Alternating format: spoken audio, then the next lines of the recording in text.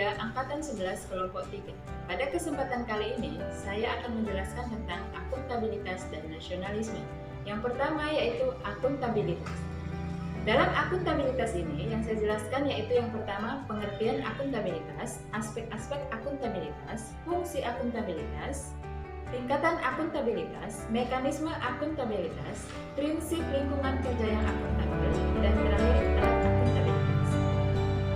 Selanjutnya, pengertian akuntabilitas yaitu kewajiban pertanggungjawaban yang harus dicapai, sedangkan responsibilitas adalah kewajiban untuk bertanggung jawab.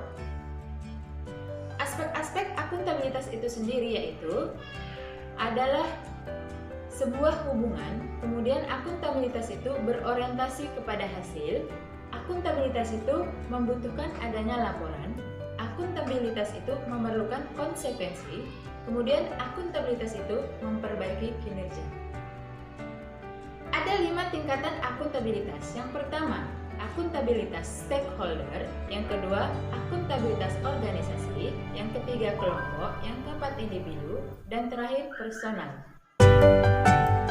Ada fungsi akuntabilitas. Yang pertama, untuk menyediakan kontrol demokratis, yang kedua, untuk mencegah korupsi dan penyalahgunaan kekuasaan, dan yang terakhir, untuk meningkatkan efisiensi dan efektivitas pekerjaan.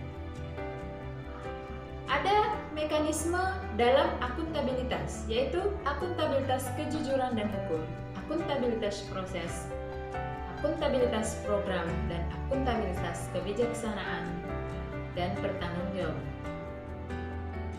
Lingkungan kerja yang akuntabel, yaitu yang pertama kepemimpinan, kedua transparansi, selanjutnya integritas, tanggung jawab, keadilan, kepercayaan, keseimbangan, kejelasan, dan konsistensi. Alat akuntabilitas, yang pertama perencanaan strategis, yang kedua kontrak kinerja, yang ketiga laporan kinerja. Pentingnya akan akuntabilitas, yang pertama menyediakan kontrol demokratis, mencegah korupsi, penyalahgunaan kekuasaan, meningkatkan efisiensi dan aktivitas kerja. Nah, sekarang yang kedua yaitu tentang nasionalisme. Dalam nasionalisme ini yang akan saya jelaskan yang pertama adalah wawasan kebangsaan, selanjutnya nilai-nilai wawasan kebangsaan, nilai-nilai nasionalisme Pancasila bagi ASN, prinsip-prinsip nasionalisme, dan terakhir ASN sebagai perekat dan pemersatu bangsa. Nasionalisme yaitu suatu sikap politik atau pemahaman dari masyarakat suatu bangsa yang memiliki keselarasan, kebudayaan, dan wilayah, juga memiliki kesamaan cita-cita dan tujuan sehingga timbul rasa ingin mempertahankan negaranya baik dari internal maupun eksternal.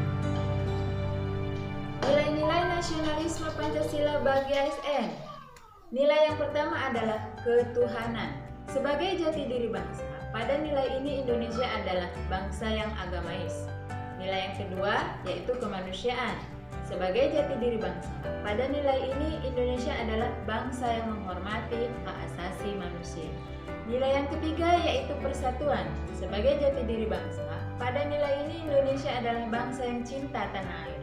Nilai yang keempat ialah kerakyatan. Sebagai jati diri bangsa, pada nilai ini Indonesia adalah bangsa yang demokratis.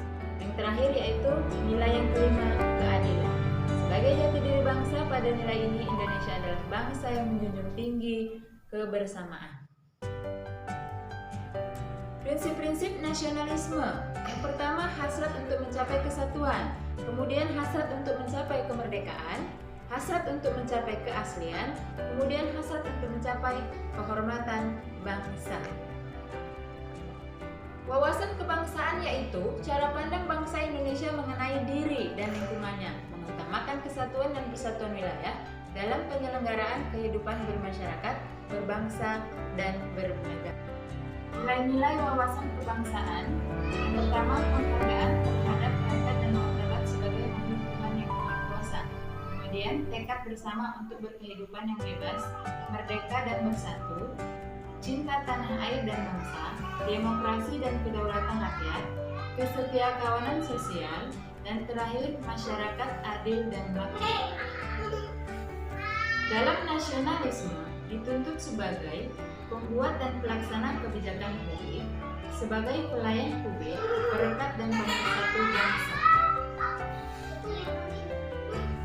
Demikianlah penjelasan saya tentang akuntabilitas dan nasionalisme.